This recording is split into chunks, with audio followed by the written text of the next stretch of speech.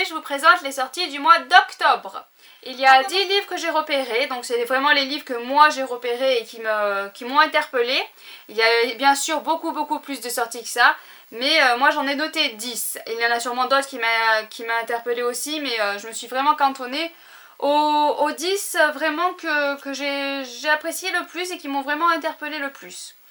Donc je vais commencer avec le livre qui sort le 1er octobre, La mer sans étoiles de Eric Morgenstern.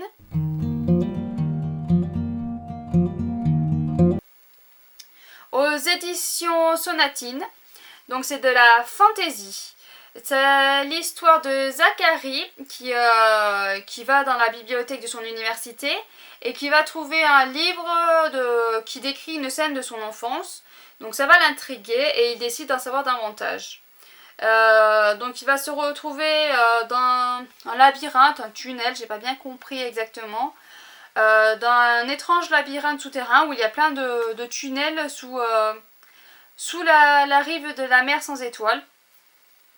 Sur la rive de la mer sans étoiles. Et donc voilà, un monde merveilleux fait de tunnels tortueux. Et donc voilà, j'en sais pas plus, c'est un peu ce qu'il y avait écrit dans le résumé, donc ça m'avait attiré, ça m'intéresse, donc je vais sûrement me le procurer, on verra bien. De toute façon, comme d'habitude, tous les titres que je vous dis, je me les procure pas forcément tout de suite. Je me les note dans un coin, et soit je me les procure neufs, soit je vais attendre pour pouvoir essayer de les trouver d'occasion. Donc toujours le premier sur Oxygène de Johanna Marin. C'est de la science-fiction. Donc c'est aux éditions Snag et ce qui m'a interpellée en fait c'est une question du résumé, c'est la première phrase du résumé qui est une question. Si l'air devenait toxique, jusqu'où seriez-vous prêt à aller pour respirer? Voilà, j'ai juste lu ça en fait et du coup ça m'a beaucoup interpellée, ça m'a intéressée. Ça se passe en 2216, la montée des eaux et la pollution a transformé le monde actuel. Voilà, je n'en ai pas lu plus, je ne veux pas en savoir plus parce que vraiment la question de jusqu'où on pourrait aller pour respirer, déjà ça m'a suffi. Voilà, c'est un peu comme Dry, c'était jusqu'où on peut aller pour un peu d'eau, ben là c'est pour respirer, donc c'est vital aussi. Donc je me le suis noté, ça m'interpelle beaucoup. Voilà. Ensuite, toujours le premier, sort Prendre un enfant par la main de François-Xavier Dillard aux éditions Belfond. Lorsque vous lâchez la main de votre enfant, êtes-vous certain de pouvoir la serrer de nouveau un jour? Ça m'a beaucoup interpellée, donc j'ai lu la suite du résumé. Donc 4 ans après la disparition de leur fille Clémentine, elle a disparu d'un naufrage en voilier, si je ne me trompe pas. Et donc les deux parents sont rongés forcément par la culpabilité et la tristesse. Un jour des voisins vont arriver, vont emménager en face de leur palier avec des enfants.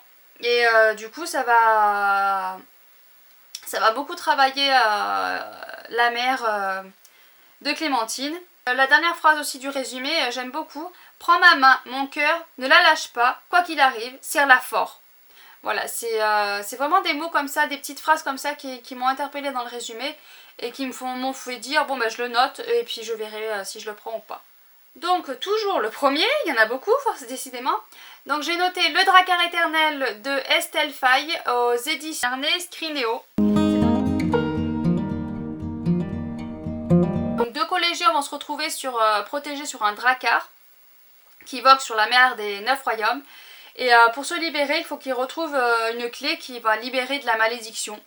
Voilà, je sais pas, j'ai pas bien tout compris peut-être le résumé, mais normalement c'est ça.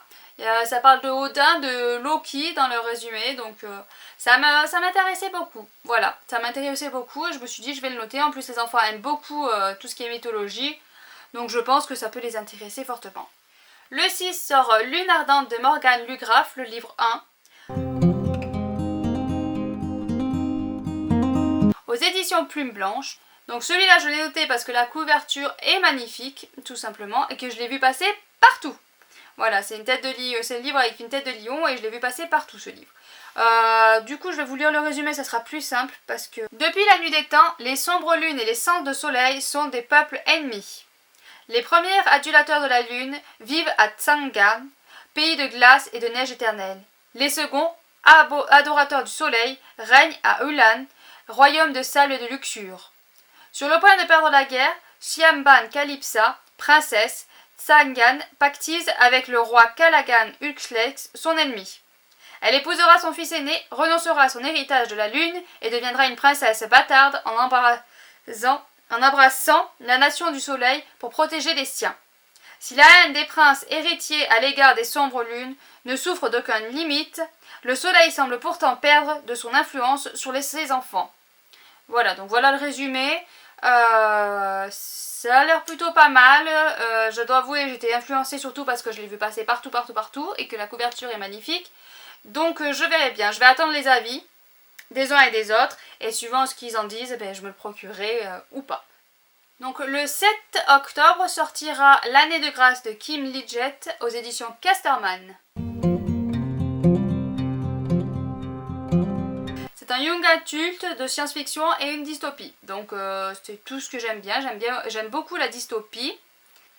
Donc c'est l'histoire de jeunes femmes qui à l'âge de 16 ans sont bannies parce qu'elles ont un pouvoir, enfin soi-disant un pouvoir, qui attire les hommes. Voilà, elles ont une magie qui attirerait les hommes à elles.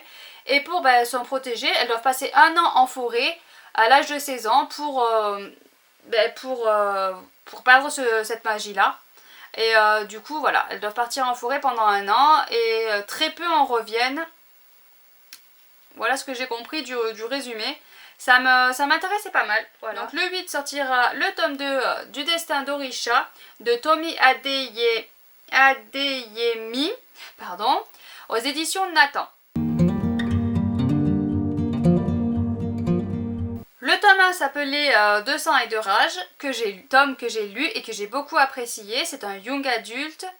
Le 15 sortira La cour des ténèbres de Victor Dixon. C'est un tome 1.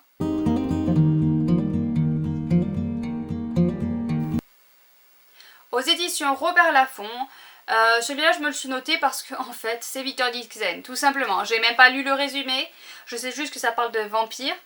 J'aime pas trop les vampires. C'est du young adult fantasy urbaine. Donc young adult fantasy ça va, mais les vampires moins bien. Mais vu que c'est Victor Hugo, mon dieu, Victor Dixon, du coup je me suis dit bon je cherche même pas à comprendre, je me le note. La couverture en plus est magnifique, j'adore cette couverture. Donc celui-là je sais pas, j'attendrai peut-être de le trouver en occasion, je verrai bien, mais c'est vrai que cet auteur j'aime beaucoup. Là je vais m'attaquer Phobos bientôt. Je me suis marquée voilà parce que j'aime beaucoup cet auteur, j'aime beaucoup sa façon d'écrire.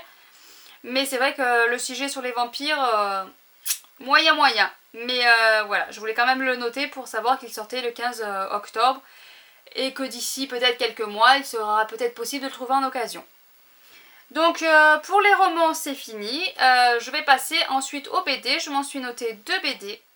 Le 14 octobre sortira Sorceline tome 3 de Sylvia Douillet et Paola Attista, désolée pour la prononciation, aux éditions Vent d'Ouest. Dans cette BD là je me suis notée parce que je ne l'ai pas encore attaquée cette saga, ces petites BD. Mais je l'ai repérée depuis un petit moment, elle me fait très envie. Bon il serait plus logique de commencer par le tome 1 hein, bien sûr. Mais je l'ai quand même noté la sortie du tome 3 parce que voilà, c'est pour me faire un petit rappel de... Il faudrait peut-être que je m'attaque à ces petites BD qui ont l'air vraiment très très belles. Et le 30 octobre sort La boîte à musique tome 4 de Gizeh et Carbone.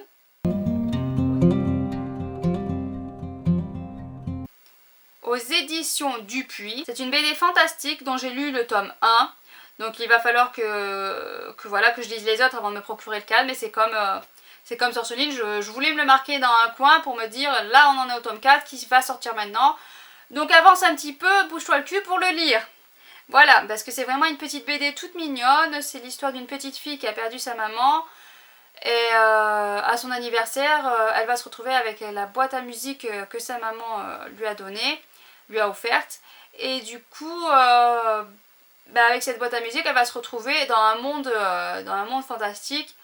Et voilà, je vous en dis pas plus, mais j'ai beaucoup aimé. Les dessins sont vraiment très très beaux. Donc je voulais me procurer, continuer à me lire cette petite histoire. Et donc voilà, je me suis nommé le tome 4, mais bon, forcément je ne vais pas me l'acheter de suite étant donné que je n'ai ni le tome 2 ni le tome 3. Mais je voulais quand même marquer le fait que le tome 4 sort. Donc voilà les livres que j'ai repérés pour les sorties du mois d'octobre. Je vais vous laisser parce que j'avoue que cette vidéo est une catastrophe. J'espère que je vais arriver à la monter et tout couper correctement parce que elle dure déjà des plombes et que j'ai des blancs, j'ai des hésitations et c'est vraiment une catastrophe cette vidéo là. Donc j'espère qu'au monteur je vais réussir à arranger le coup. Et je vous souhaite une bonne semaine, de bonnes lectures. N'hésitez pas à laisser un pouce bleu malgré cette vidéo catastrophique, à vous abonner, à partager et à laisser un commentaire. Allez, à bientôt!